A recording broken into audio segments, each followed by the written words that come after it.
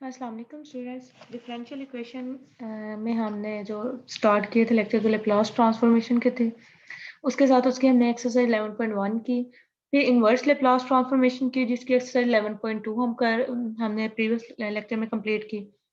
आज हमने करनी है इसके solution of initial value problems हैं जिनके लिए कि एक्सरसाइज 11.3 है। जब आपने लैप्लास ट्रांसफॉर्मेशन शुरू की ना तो मैंने आपसे सबसे पहले आपको बताया था कि लैप्लास किस लिए यूज होता है। ये डिफरेंशियल इक्वेशंस को सॉल्व करने के लिए यूज होता है।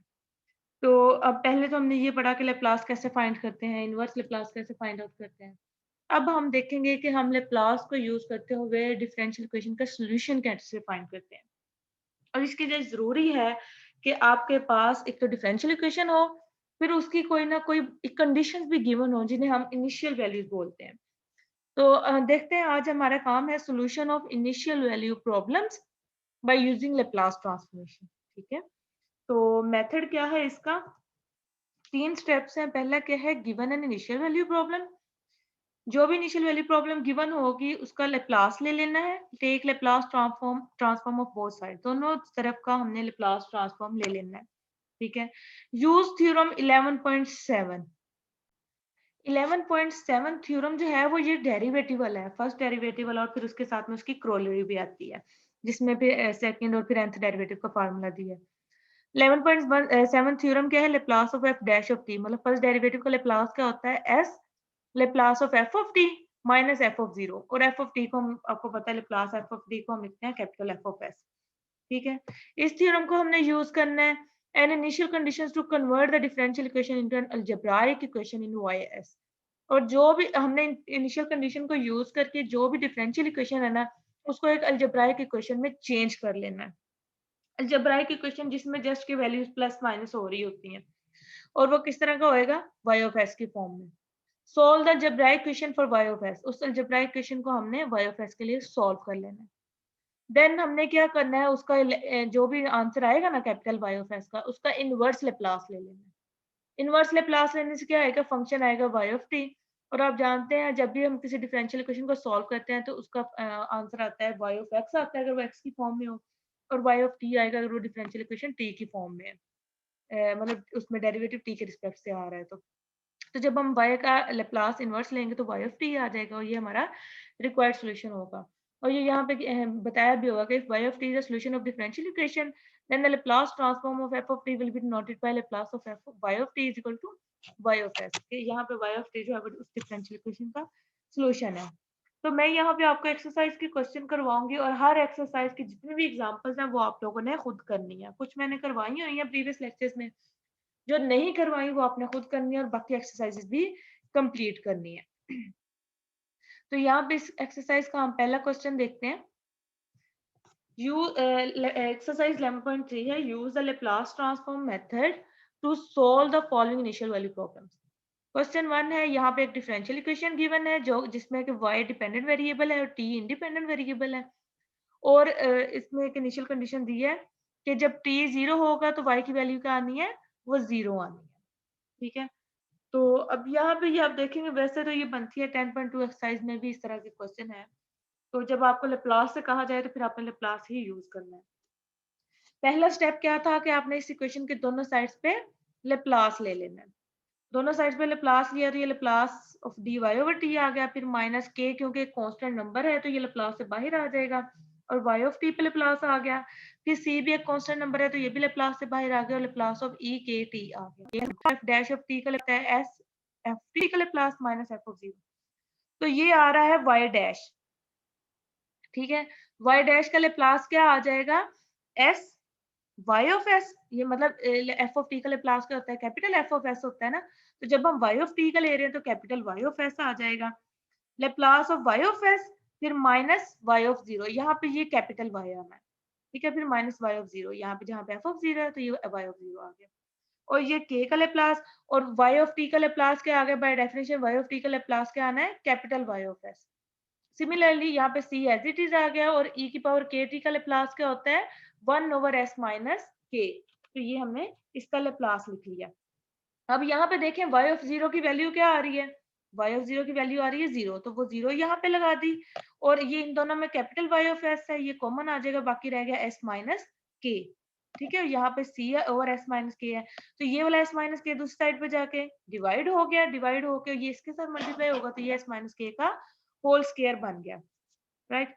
अब थर्ड स्टेप क्या था, मतलब ये एक अलजेब्राइक इक्वेशन बन गई ना, तो इस अलजेब्राइक इसमें पहले तो इनिशियल वैल्यू को पुट कर दिया, फिर अलजेब्राइक इक्वेशन को हमने सॉल्व किया, y ऑफ s की वैल्यू आ गई।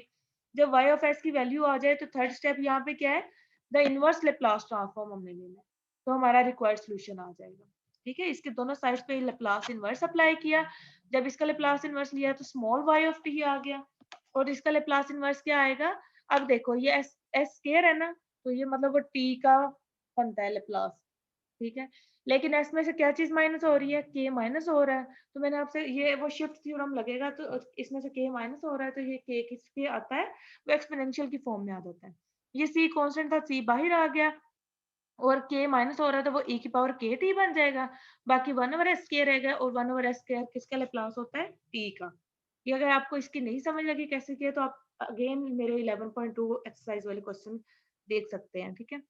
तो ये शिफ्ट थ्योरम से ये हमारे पास सी टी ई की पावर के टी आ गया, ये इसका सॉल्यूशन आ गया इस डिफरेंशियल इक्वेशन का, ठीक है। नेक्स्ट क्वेश्चन नंबर 2 देखते हैं, ये एक डिफरेंशियल इक्वेशन गिवन है और साथ में उसकी एक इनिशियल वैल्यू गिवन है।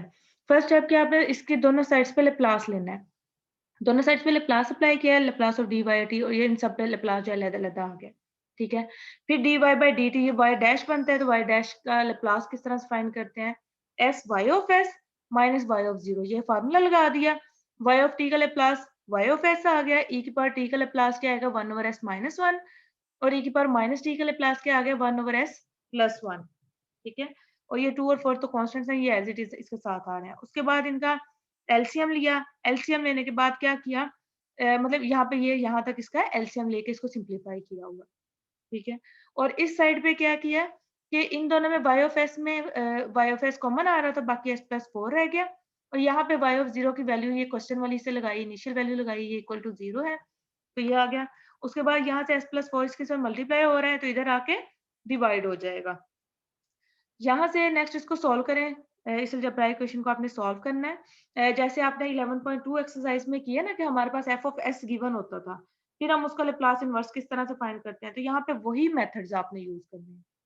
लेवल इसका लेप्लास इनवर्स फाइंड करने के लिए आप क्या करते थे, इसकी पार्शियल फैक्टराइजेशन करते थे, तो हमने इसकी पार्शियल फैक्टराइजेशन की, a over s plus s minus 1, b over s plus 1 और c ओवर s प्लस 1 लिख के ये सारी इसकी पार्शियल फैक्टराइजेशन कर ली। पार्शियल फैक्टराइजेशन करने के बाद ये हमारे पास y ऑफ s क्या आ गया, 2 over 5 into S minus 1 minus 4 over 3 into S plus 1 plus 14 over 15 into S plus 4, ये आ गया। फिर थर्ड स्टेप लास्ट स्टेप क्या होता है कि आपने दोनों साइड्स पे लेप्लास इनवर्स ले लेना है।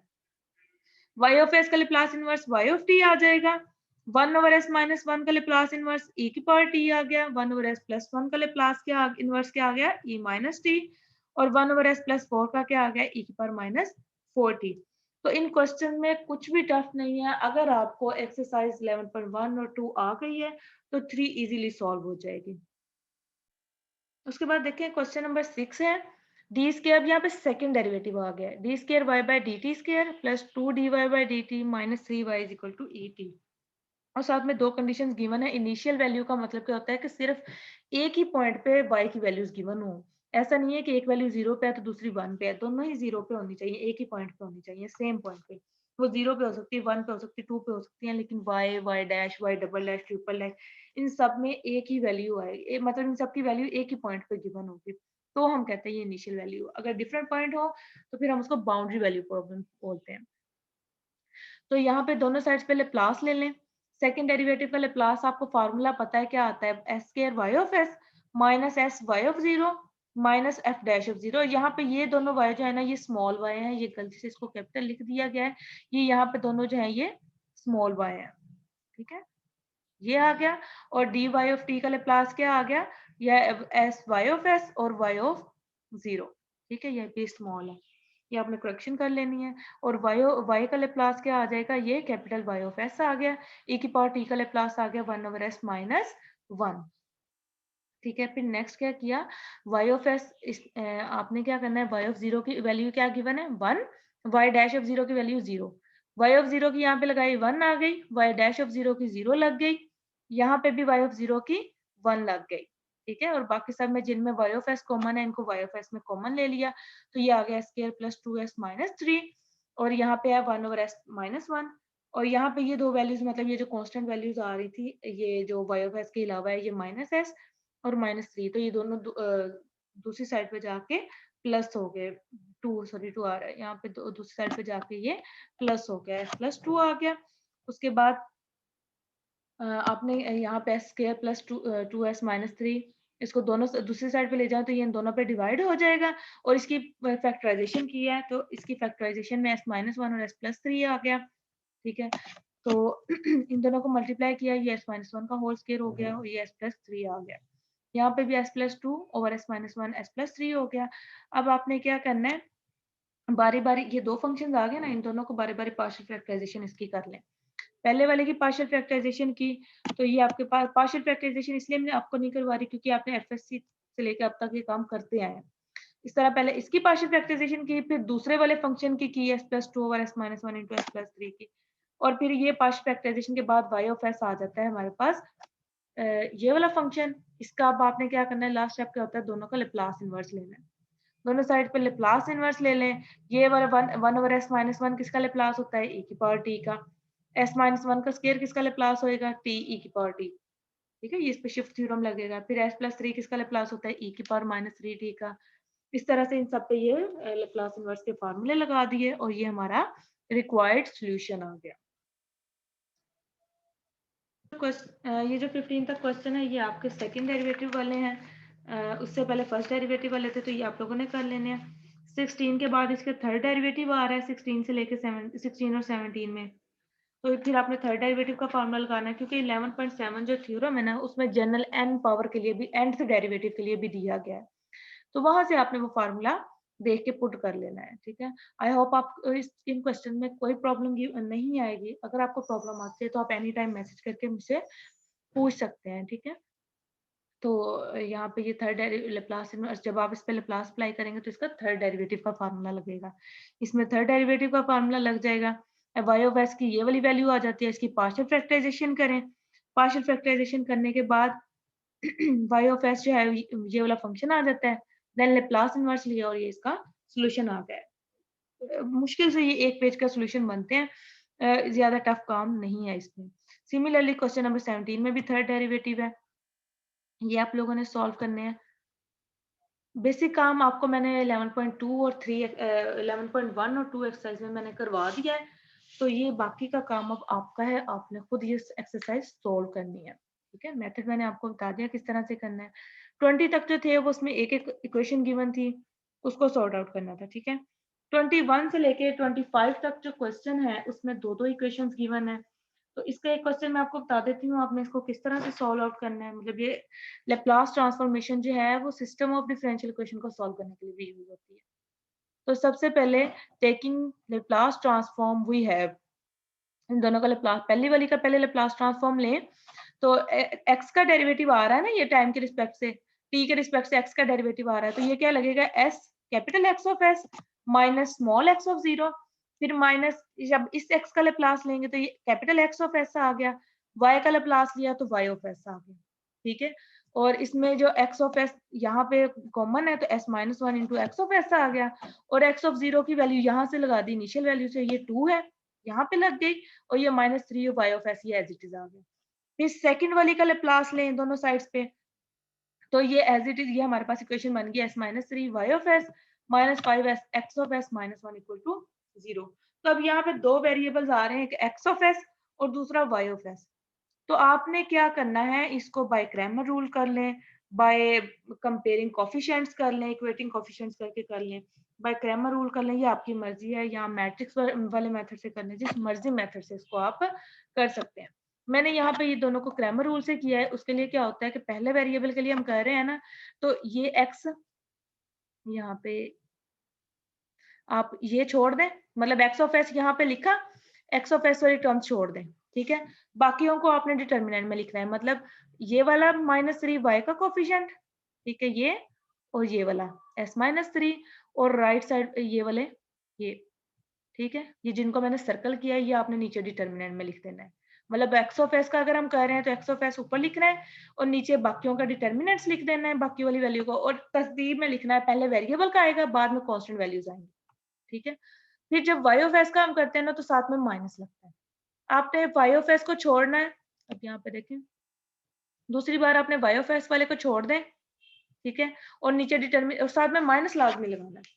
नीचे डिटर्मिनेंट किसका आएगा, ये पहले वाले वेरिएबल का ये कोफिशिएंट एक्स ऑफ एस, यहाँ पे ये आ गया, और नीचे वाली इक्वेशन में भी एक्स का कोफिशिएंट वो ये आ गया, और फिर यहाँ पे ये कांस्टेंट टर्म्स आ गए, ठीक है, ये वाली कांस्टेंट टर्म्स आ गई, इनका डिटर्मिनेंट फिर इक्वल टू वाई 1, ये आपने हमेशा ऊपर 1 ही लेना है, और 1 के लिए आपने क्या करना है, ये वाली जो कांस्टेंट टर्म्स है ना इनको छोड़ देना है, ठीक है, और जो बाकी वेरिएबल्स के साथ है ना ये वाले, इनके आपने कोफिशिएंट्स का डिटर्मिनेंट यहाँ पे ले लेना है, तो ये इजीली क्रैमर रूल सॉल्व हो जाता है, ठीक है। तो यहाँ पे क्या करना है आपने, नेक्स्ट इसको इसका नीचे डिटर्मिनेंट ओपन कर लें, इन सबका तीनों का डिटर्मिनेंट ओपन किया, तो ये X of S 2 S minus 3 आ रहा है, Y of S over S plus 9, ये ऊपर वाला माइनस जो है वो नीचे मल्टीप्लाई हो गया, और 1 over S square minus Y S minus 12 आ गया। तो इनको बारी बारी कांस्टेंट वाली टर्म से कंपेयर कर लें, मतलब कि एक बार आप एक्स वाली टर्म को इस कांस्टेंट टर्म से कंपेयर कर लें तो एक्स ऑफ एस की वैल्यू आ जाएगी, और एक बार वाई ऑफ एस को इस कांस्टेंट टर्म से कंपेयर कर लें तो ये वाई ऑफ एस की वैल्यू आ जाएगी, और फिर ये आ गया हमारे पास एक्स ऑफ एस और वाई ऑफ एस की ये वाली वैल्यूज आ गई। उसके बाद इनको आपने लाप्लास इनवर्स ले लेना है दोनों का। अब यहाँ पे क्योंकि पार्शियल फैक्टराइजेशन लगेगी तो इसकी पार्शियल फैक्टराइजेशन कर लें, पहले ऊपर इस वाले की एक्स वाले के लिए कर लें, फिर वाई वाले के लिए कर लें। एक्स वाले के लिए की पार्शियल फैक्टराइजेशन, तो ये आ गया 7 over 8 into s plus 2 plus 9 over 8 into s minus 6, ठीक है। और फिर y वाले के लिए की तो ये आपके पास y की पार्शियल फैक्टराइजेशन करके ये आ गया। अब आपने इनका लाप्लास इनवर्स ले लें दोनों साइड पे। x ऑफ s का लाप्लास इनवर्स लिया तो ये x ऑफ t आ जाएगा, और ये 1 over s क्योंकि 7 over 8 कांस्टेंट नंबर है इसको बाहर निकाल लें लाप्लास इनवर्स से, और 1 over s प्लस 2 किसका बन जाएगा, e की पावर माइनस के रूट e की पावर माइनस 2 का, और s माइनस 6 किसका बन जाएगा, e की पावर 60, ठीक है, ये आ गया। इसी तरह से इसका लेप्लास लिया, लेप्लास इनवर्स लिया तो ये y का सॉल्यूशन आ गया।